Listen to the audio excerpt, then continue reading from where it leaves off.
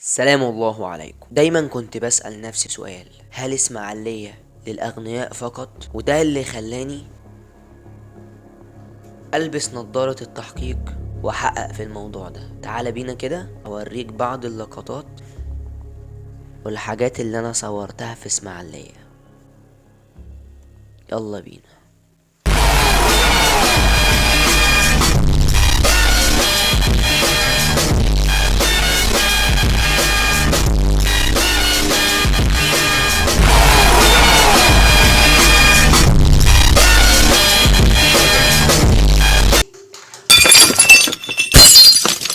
السلام عليكم ورحمه الله وبركاته. ازيكم يا شباب؟ عاملين ايه؟ اتمنى انكم تكونوا بخير. صباح الخير او مساء الخير حسب التوقيت اللي بتشوفوا فيه الفيديو ده. النهارده انا موجود في اسماعيليه، طبعا مش محضر ان انا اعمل فلوج او اعمل حاجه، اصور فيديو او اعمل اي حاجه عامه، ولكن انا حبيت ان انا اوريكم اسماعيليه. انا كنت رايح اسماعيليه اجيب شويه حاجات وطلبات للبيت والكلام دوت وارجع تاني. انا طبعا مش في اسماعيليه، بس المشوار ما بينه وما بين اسماعيليه ساعه. حبيت بس ان انا اوريكم اسماعيليه، شكل اسماعيليه عامل ازاي. بيلقبوها بباريس الصغرى، بيقولوا على اسماعيليه دي باريس الصغرى، باريس الصغرى في كل حاجه. فتعالوا كده بينا نشوف اسماعيليه عامله ازاي. اتمنى ان الفيديو النهارده يعجبكم. سبسكرايب، شير، كومنت بتاعك الجميل، وانزل بقى ادعس بقى زرار اللايك اللي مش عايزين تعملوه دوت، وعشان نوصل كده ان شاء الله ل1000 مشترك في يوم من الايام ان شاء الله قريب يعني. يلا بينا.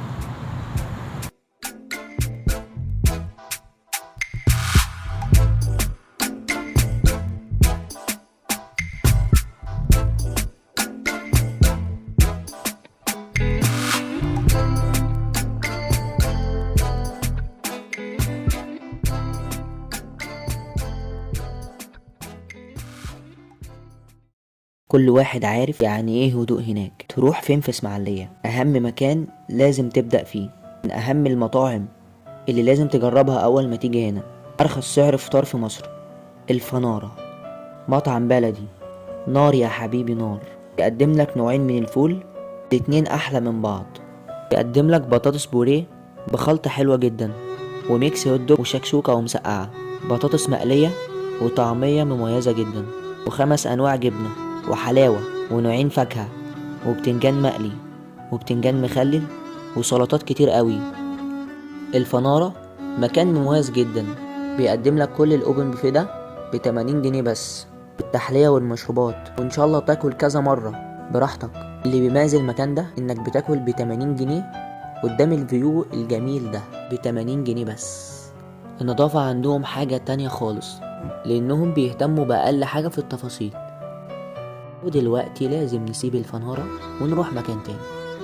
يلا بقى. ايوه بقى، احلى فتة اوريو. تصدق من احسن الاماكن اللي في الاسماعيلية اللي بتعمل فتة الاوريو.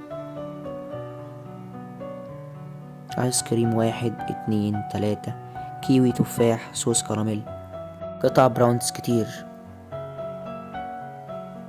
وفي دبانة هتاكل معانا. اسعار الجزيرة جميلة نسبيا. فتة الاوريو سعرها 45 جنيه بس، والمنيو بتاعهم جميل، بالذات من 50 ل90 جنيه، والبرجر نفس الكلام.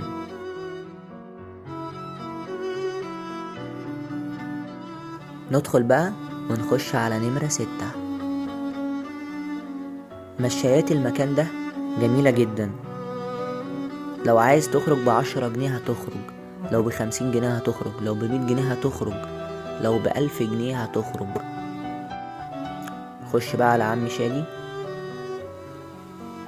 جودة الأكل عنده ممتازة جدا ورخيصة نسبيا بالمقارنة بالأسعار اللي احنا شايفينها في المطاعم دلوقتي.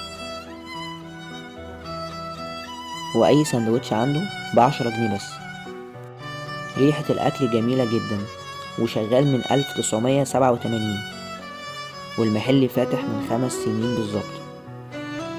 السندوتش جميل وطعمه تحفة، و10 جنيه حاجة جميلة جدا ورخيصة بالمقارنة بالأماكن والمطاعم اللي احنا بنسمع أسعارها دلوقتي.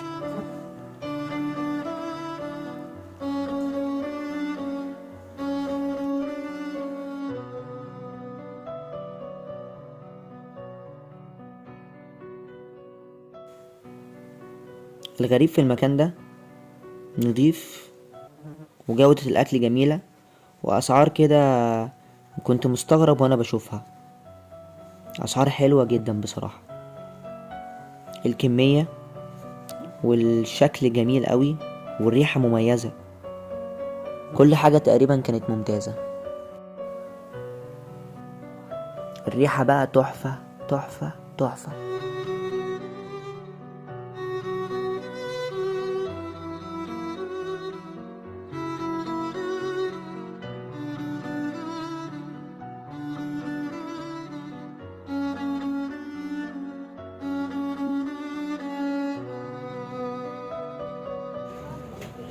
وطبعا ما فوتش أكلة الكريب اللي في مطعم البركة، أجمد مطعم في كاس اسماعيلية، فعلا فيها بركة. تحفة. والله طبعا كريب جامد جدا. طلبت واحد زنجر حار سبايسي، طعمه جامد جامد جامد جامد جامد. طبعا المكان هنا بيمتاز بالراحة النفسية والهدوئية وكل حاجة. تبقى قاعد كده في قلب الخضرة وقاعد في قلب الزرع وشايف قدامك عربيات، مفيش زحمة، مفيش قلق، مفيش انك مثلا سايب طفلك، سايب بنتك، سايب ابنك هنا وانك مثلا خايف عليه. لا، هو قدام منك. وبعدين زي ما انت شايف كده، بص زي ما انتم شايفين كده الدنيا هادية، وكمان في امتحانات وفي زحمة النهاردة، ولكن كل حاجة ماشية بهدوء، ببساطة، بحب، بكل حاجة. بصراحة المكان ده جميل جميل جميل جميل. شايفين كده الدنيا عاملة ازاي؟ منطقة كده تحس ان فيها بالراحة النفسية، الراحة الجسمانية، تحس بهدوء، تحس بأمل، تحس يعني انت لو متضايق او مخنوق او عندك طاقة سلبية، تعالى هنا. المكان هنا جميل. ولو نزلت اسماعيلية في يوم من الايام، المكان ده هيعجبك جدا جدا جدا، وهتحس كده فيه انك مرتاح وطلعت الطاقة السلبية اللي عندك. ماشي، المكان ده جنب الموقف الجديد، وورانا هنا جامعة قناة السويس. كمان لو معاك قطة او كلب جرو معاك اي حاجة من الكلام ده، هتسيبه براحتك وتلعب معاه هنا، والمكان هنا امن. بص، هو ده المكان اللي انا بكلمكم عليه. المسجد هناك اهوت، واللي هناك اللي جنبه على طول ده الموقف الجديد.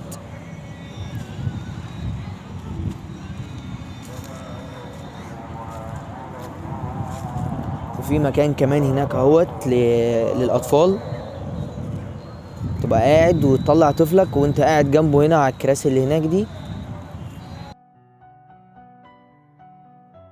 خلاصة القول ان اسماعيلية لمعظم الناس، مش للاغنياء فقط، ولكن هي غالية نسبيا، بس في متناول معظم الناس.